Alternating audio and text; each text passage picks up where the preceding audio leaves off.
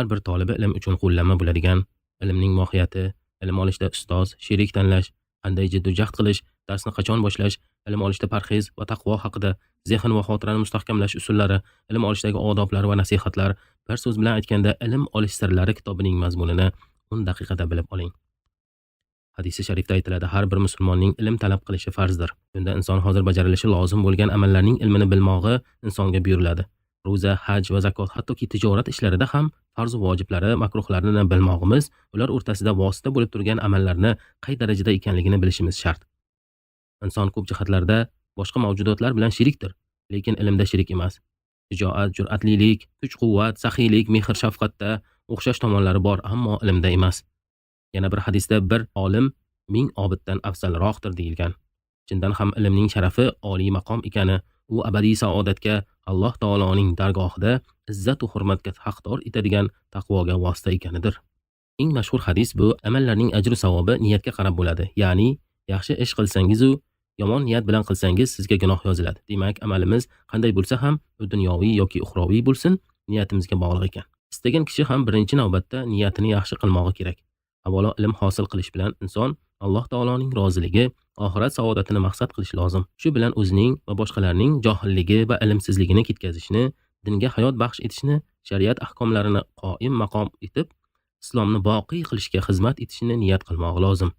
Chunki islomning boqiy qolishi ilm bilandir. Ilm olish muhim va nozik masala bo'lishi bilan birga, unga ustoz tanlash ham o'ta muhim va zarur masaladir. Ilm olish uchun ustoz tanlashda olimroq, taqvodorroq, yoshi ulug'roq va tajribali ahli ilmni ustozlikka tanlagan ma'qul. Sherik hamxona tanlashda tirishqoq, jiddiy, parhezkor, taqvodor hamda mustahkam irodali, xulqi mustaqim, ya'ni o'zgarmaydigan va fahm farosatli, tushunadigan va tushuntira oladigan kishini ixtiyor qilish lozim.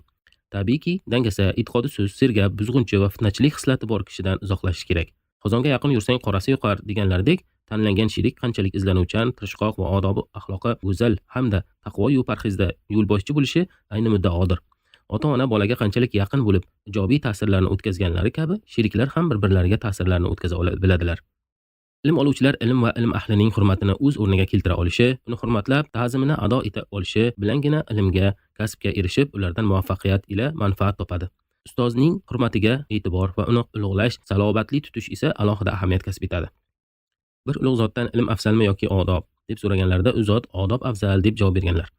Farishtalarga dars o'tgan iblisni yodingga ol. U beodoblik va tark ehtiromla Alloh taoloning rahmat dargohidan quvildi. Unga osiy bo'ldi. Shogird avvalo quyidagilarga amal qilmog'i lozim. Ustozning oldiga tushib yurmaslik, ustozning o'rniga o'tirmaslik, huzurida ruxsatsiz gapirmaslik, malol keladigan bo'lsa, dars vaqtida ko'p savol bermaslik, darsdan tashqari savolni vaqtida so'rash, darsga kech yoki barvaqt kelmaslik, ustozni bezovta qilmaslik, ustozning eshiklarini taqillatmaslik, balki o'zlari kelishlarini yoki chiqishlarini sabr qilib kutish. Talaba ilmga jiddiylik bilan yondashishi va ta'lim olish hamda riyozatga berilishi, undan bardavom bo'lishi, himmat, g'ayratli, chaqqon va harakatchan bo'lishi kerak. Kim biron narsani talab qilsa, unga erishish, yo'l yo'riqlarini izlasa va bu ishida jiddiy kirishsa, talab qilgan niyatga erishadi. Aytishadiki, jon kuydirmasang janona qayda, toqqa chiqmasang do'lona qayda.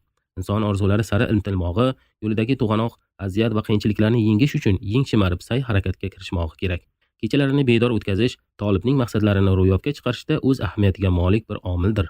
Kim oliylikni talab qilsa, kechalarini bedor o'tkazsin. Bedorligi ilm o'qish, takror bilan, ibodatlar bilan, tilovat va mukolama qilish bilan bo'lsin. Ey g'ofil, ey xayolparast, izzat va obro'li bo'lishni orzu qilib, kechasi uyquga ketasanmi? Ogoh bo'l. Durru gavhar izlagan dengizga sho'ng'iydi, g'avvoslik qiladi. Ya'ni kecha-kunduz mehnat va riyozatni o'ziga yor qilish kerak. Ilm nur, sohibini ma'naviy ko'rlikdan to'g'ri va haq yo'lga hidoyat qilur, ko'r ko'zlarini ko'radigan qiladi. Saboqning hajmiga keladigan bo'lsak, talabning fahmi yetadigan, anglab olishga yaqin, yengilroq bo'lgan saboqdan boshlash kerak. Dars o'zlashtirilib, pishiq takrorlangandan keyin yangi saboqni ulab ketmog'i shartdir. Darsni uzib qo'yishdan saqlanishi zarur. Tolibi ilm uchun o'zlashtirilgan darslarni pishiq va puxta bo'lishi uchun muzokara, munozara va ilmiy bahslarning ahamiyati katta.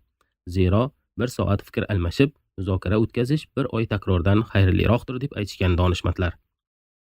Tavakkal qilish barcha ish fikrdan o'tgan narsalarni Allohga topshirishdir. Dunyoviy ishlar va rizq nasibasiga g'am tashvish chekmaslik va bu haqda xafa bo'lib yurmaslikdir. Tavakkal qilish talabaning asosiy vazifasi bo'lishi kerak. Bu dunyo ishlariga ham kerak miqdorda ahamiyat qaratish zarur. Bu ishlarga chuqur ketib qolishdan ehtiyot bo'lish kerak. Aytishadiki, ilm va kasb tahsilining vaqti beshikdan to qabrgachadir. Demak, inson umri boricha o'rganish, harakat qilishdan to'xtamasligi kerak. Kasb va ilm olishning eng fazilatli vaqti avvalo yoshlik davri hisoblanadi. Sahar vaqti, xufton va shom namozlari orasidagi vaqt ham yaxshi vaqtlardan hisoblanadi. Hazrat Muhammad ibn Hasan kechalari uxlamasdilar. Atroflariga kitob va daftarlarini qo'yib olardilar. Biridan zeriksalar, boshqasini olardilar va yonlarida doim suv turar edi. Yuzlarini yuvib, uyquni ketkazar edilar. Sohibi ilm shafqatli, mehribon va nasihatgo'y bo'lishi kerak. Zinhor hasadgo'y va bemehr bag'ritosh bo'lmasligi kerak. Tolibga biror kishi bilan aralashish va dushmanlik, g'arazgo'ylik qilish mumkin emas. Mo'min kishi haqida yomon gumon qilishdan qat'iy saqlan, chunki gumon dushmanlikning manbaidir. Dushmanlik esa mo'minga halol emas. Ulug' niyatli talaba foyda talabini hamma vaqt va hamma joyda qilishi shart. Ya'ni o'z manfaatini doim ko'zlashi zarurdir. Foyda talab qilishning usuli har vaqt yonida yozuv asboblari, ruchka, qalam, qog'oz, daftar yoki zamonasining takomillashgan boshqa shu kabi ashyolar tolibning hamrohi bo'lmog'i lozim. Ilm olishda parhez va taqvoning ham o'rni katta. Zero payg'ambarimiz sollallohu alayhi va sallam hikmatning boshi taqvodir deganlar. Qaysi bir inson 40 kun halol taomlar tanovul qilib, 40 kun namozlarini jamoat bilan o'qisa, parhez va har qadamini taqvo bilan bossa, Alloh qalbiga xotirjamlikni nozil qilib, tiliga hikmatlarni joriy qilib qo'yadi. Har qanday holatda ham tolib taqvoli, parhezkor bo'lsa, ilmi, amali manfaatli bo'laveradi. Ta'limi yengilroq va puxtaroq bo'laveradi. Buning uchun haddan ziyod to'yib ovqatlanish va ko'p uxlashdan saqlanish kerak. Talaba o'z ustida doim ishlashi, ilmini taraqqiy ettirishi kerak. Buning uchun fahm farosat hamda zehnning o'sishiga va mustahkamlanishiga kirishmog'i zarur bo'ladi. Tolib o'z zehnini, xotirasini o'stirish uchun taomini ham biroz kamaytirishi, kechalaridagi namozlar, Qur'oni Karimga qarab o'qish xotirani oshiradigan amallardan sanaladi. Ilm olishdan va olgandan keyin Allohga duo qilishi zarur. Shuningdek, tish tozalash ham zehnni charxlaydi. Asal yeb turish, yong'oqni shakar bilan aralashtirib yeyish hamda har kuni qizil mayiz tanovul qilib turish zehnni mustahkamlaydi. Shubhasiz tolibi ilm nima ovqat yeyotganiga e'tibor bermog'i shartdir. Halol, pok hamda shubha makruhlardan va albatta haromdan xoli bo'lishiga qattiq harakat qilmog'i kerak. Quyidagi amallardan tolibi ilm doim saqlanmog'i zarur. Yon boshlab tanovul qilish, dasturxon ustiga tushgan non-ushoqlarni isrof qilish, uy, hujra, hovlida va boshqa joylarda axlatlarni qoldirish, to'plab qo'yish, o'zidan yoshi katta ustoz va qariyalarning oldiga tushib yurish, ota-onasining ismini aytib chaqirish, har qanday cho'p va narsalar bilan tish kavlash, qo'llarini loyiqa suv bilan yuvish, ostona va zinalarga o'tirish, eshikka suyanish, unga osilish, hojatxonada uzoq o'tirish, yeng etagi va kiyimlari bilan yuzni va badanlarni artish, o'rgimchak inlarini tozalamaslik, bozorlarga tez-tez borish, tilanchilik qilish, ota-onasi, ustozlari haqida yomon fikr yuritish, idishlarni yuviqsiz qoldirish, singan, qurib qolgan siyoh yo'q qalam bilan yozish, ota-ona haqida duo qilmoqlikni tark etish, baxil va xasis bo'lish, o'ta iqtisod qilish, isrofgarlik, boqimandalik, dangasalik, beparvolik, narsa va voqealardan hikmat va ibrot olmaslik. Ushbu amallarni qilmaslik bilan tolibi ilm odobi shakllanadi.